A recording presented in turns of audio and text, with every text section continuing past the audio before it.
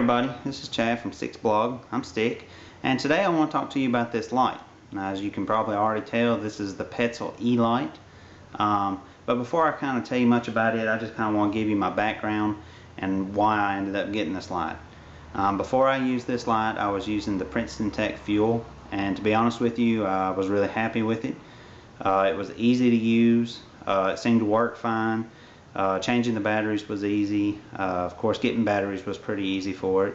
One thing I didn't like about it was the headband. Sometimes it would come loose from the body. But other than that, I really liked it. But what I found out is when I would go to camp at night, or if I'd be in a shelter at night, what I found out is that it's really kind of rude, in my opinion, to be walking around with a bright white light, especially in the middle of the night when everybody else is trying to sleep. So due to that simple fact alone, I decided that I was going to try and find a light that had a red light in it. So I started looking around, and I came across the Petzl Tika, I believe is which one it was. I was looking at getting it, and I was pretty set on it, but kind of last minute decision, I went ahead and got this thing. And the reason I went ahead and got this thing is probably a big reason that a lot of backpackers that do have this light got this light, and that's weight. As far as weight, this thing weighs 1 ounce, and I would say that that's probably the lightest headlamp that you're going to find on the market today. At least one that has all the different functions, and the red and the white light. Like I say, it is 1 ounce, or it's 28 grams, so it's a pretty light light. Huh, that's funny. Light. It is light. But anyway, as far as the light itself, you can see the body of it's just made out of a plastic. It's got 3 white LED lights in there, and then in the center it's got a red LED light, and then it's just got this little toggle here that toggles through all the different modes that can be seen on the side. As far as the light itself, one neat thing, as you can see here, is this thing will move all over the place. It'll go in pretty much any direction that you want it to, and the reason it is if you can see, basically it's just sitting on a ball joint in there, and that's what gives this light the ability to do pretty much anything that you want it to do. So that's a really cool feature of the light. You can move it whenever you're wearing this thing on your head using the headlamp or the headband. You can do anything that you want to with this light, so that's pretty cool. As well, if you decide that you don't want to use it as a headlamp, you can take this strap off and then use this part right here, and it's kind of hard for me to separate, but as you can see, that's a clip right there, and that can actually be used to clip this light to the brim of your hat or on a backpack strap or somewhere inside your tent or something like that. So you're still able to use this hands-free even without the headband. One thing too, I said I didn't like the way the headband sat on the fuel.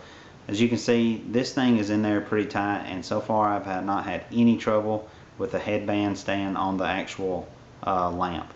So it's a pretty solid construction there. As far as the headband, it's made out of a pretty soft material. I guess I'm not really sure what it is, just some kind of elastic or something, I don't know. But it's pretty soft material, it's pretty thin, as you can see. It's really comfortable on my head though. I mean, it doesn't dig into my head, and it doesn't seem to cause any troubles. It's pretty comfortable. And then the way that this tightens up around your head is it uses a cinch lock. As you can see here, you can cinch it and make it as tight as you want. You could even wear it on your wrist if you wanted to. And another neat thing about this cinch lock here is that it's also a whistle. I guess if I blow it the right way.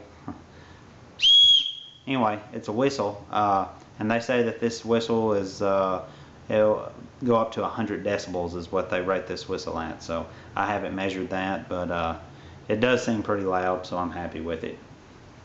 But anyway, that's pretty much the lamp. Now I'll just kind of show you, like I said, they got the different modes on the side.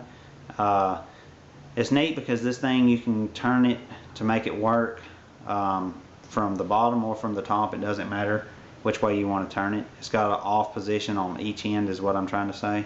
But if I'll start at the end, this over here is a lock position, so it doesn't get bumped. You actually have to kind of get in there and get it out, and then that's actually an off position.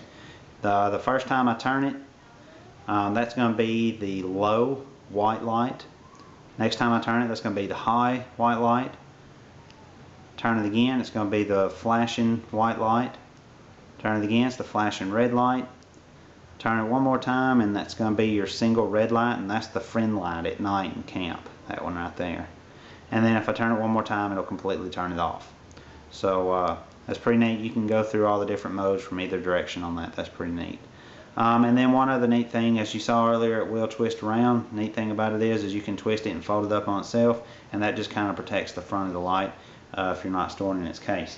And it does come with a case. This is the case that it comes with right here. The light just fits down in there, pushes this over it, and this case weighs about 0.7 ounces or 19 grams. But what I found out so far is I'm not going to worry about carrying the case, but it does have a little belt strap back there, or a loop back there, so that you can run a strap or something through there and have this lamp to where you can get to it if you do decide to use it. Another thing that I didn't really say about the light is it is waterproof up to 1 meter.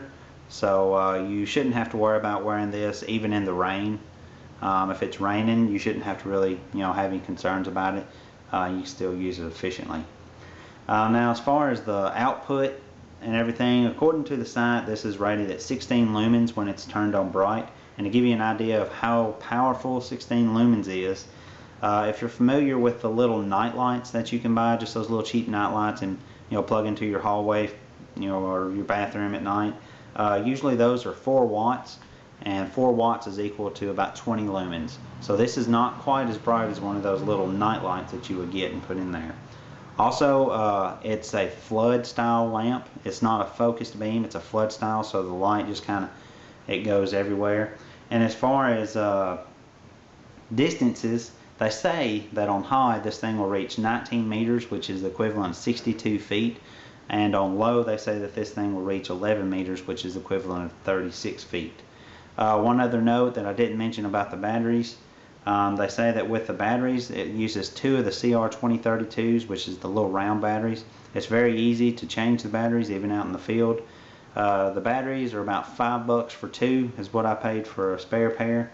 And they weigh 0.1 ounces each, so it doesn't weigh anything at all to carry the batteries, and they're easy to use. And then also too, that 1 ounce that I said for this, that does include the 2 batteries inside the light as well. Now, as far as how long, they say that on high, this thing will last 35 hours, and they say on low it'll last 45 hours. Now, I haven't tested that. Like I say, I just got it not too long ago, so I'll just have to see. Now, as far as my thoughts on the light, I was real excited when I first got it, and to be quite honest, I still am. But I will say that I found out that it's not quite bright enough for me, especially if I'm going to be doing a lot of activity around camp at night. I found myself on a recent trip kind of wishing that I had my fuel lamp with me whenever I was doing stuff around camp, just simply because it was kind of hard to see. Since this thing is a flood lamp and it's only 16 lumens, it's not real bright to begin with, and since it's not focused and it floods, that light's not really a great quality light. In my opinion, I wouldn't want to use this thing if I was going to be doing any night hiking, and especially if I was by myself. Now, if I had a couple other people that was around with me, it wouldn't be quite so bad, because some of their light would help, shine the way for me. But if I was by myself, I don't know how it would be. I'm still up in the air about it. I'm going to use it a few more times and see what my thoughts are about it. But I just kind of wanted to throw that out there, which, to be fair, this thing is not really sold to be a do-it-all headlamp. This thing is sold as more of an emergency kind of backup light to just kind of throw in your glove box or something like that. So in that light, you can't expect just a whole lot out of it. But anyway, for what it is, I guess overall I am happy with it. Like I say, I'm going to give it a few more. I'm going to take it out and use it a few more times and see what my thoughts are. So anyway, that's my review of the Petzl e+LITE. I appreciate you watching. If you have any questions or comments, just post them below and I'll get back to you. Alright, thanks for watching.